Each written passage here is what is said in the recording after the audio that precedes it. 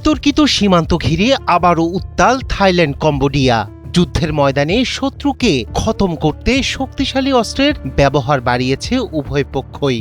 এতে ঝরছে প্রাণ, লম্বা হচ্ছে লাশের সারি। থাই প্রশাসনের অভিযোগ, যুদ্ধে রকেট, দূরপাল্লার ক্ষেপণাস্ত্র সহ অত্যাধুনিক সব চীনা অস্ত্র দিয়ে তাণ্ডব চালাচ্ছে কম্বোডিয়া। থাই সেনাদের দাবি ছিল, বিদেশি ভাড়াটে ব্যবহার করে থাইল্যান্ডে হামলার জন্য আত্মঘাতী ড্রোন পরিচালনা করছে তাদের প্রতিপক্ষ।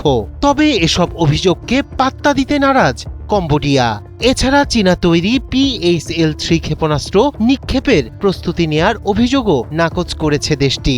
উল্টো তাদের অভিযোগ, থাইল্যান্ড ইচ্ছাকৃতভাবে ভুয়া তথ্য ছড়িয়ে আন্তর্জাতিক আইন লঙ্ঘনের বিষয় থেকে মনোযোগ সরাতে চাইছে এবং সহিংস অস্ত্র ব্যবহারের অজুহাত খুঁজছে।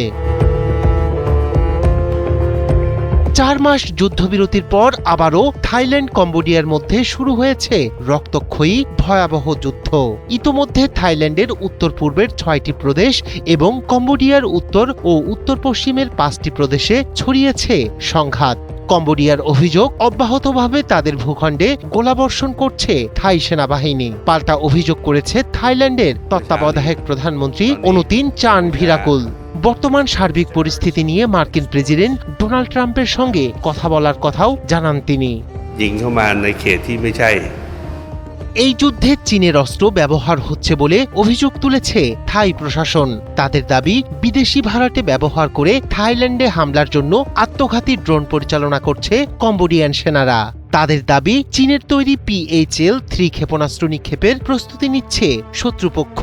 মার্কিন সামরিক ডাটাবেজ অনুযায়ী PH-3 মাল্টিপল রকেট লঞ্চারের পাল্লা 70 থেকে 130 কিলোমিটার, যেখানে কম্বোডিয়ার BM-21 রকেট লঞ্চারের পাল্লা 15 থেকে 40 কিলোমিটার। মিলিটারি ব্যালেন্সের তথ্য অনুসারে কম্বোডিয়ায় প্রায় 200টি পুরনো চীন ও সোভিয়েতের তৈরি ট্যাঙ্ক রয়েছে।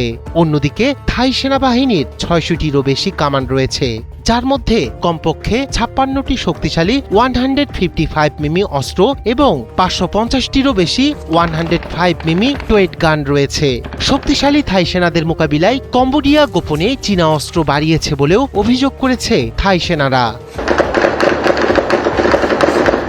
স্থানীয় সময় সোমবার এক বিবৃতিতে থাইল্যান্ডের বিমান বাহিনী জানিয়েছে, কম্বোডিয়া ভারী অস্ত্র সংগ্রহ এবং তাদের যুদ্ধ ইউনিটগুলোকে প্রতিস্থাপন করার পর থাই সামরিক লক্ষ্যবস্তুতে আঘাত করার জন্য চীনা রকেট ও যুদ্ধ বিমান মোতায়েন করেছে। তবে প্রতিপক্ষের এমন অভিযোগকে ভুয়া ও কল্পনাপ্রসূত বলে প্রত্যাখ্যান করেছে কম্বোডিয়া। দেশটির প্রতিরক্ষা মন্ত্রণালয় বলছে, থাইল্যান্ড ইচ্ছাকৃতভাবে ভুয়া তথ্য ছড়িয়ে আন্তর্জাতিক আইন লঙ্ঘনের বিষয় থেকে মনোযোগ সরাতে চাইছে এবং সহিংস অস্ত্র ব্যবহারের অজুহাত খুঁজছে।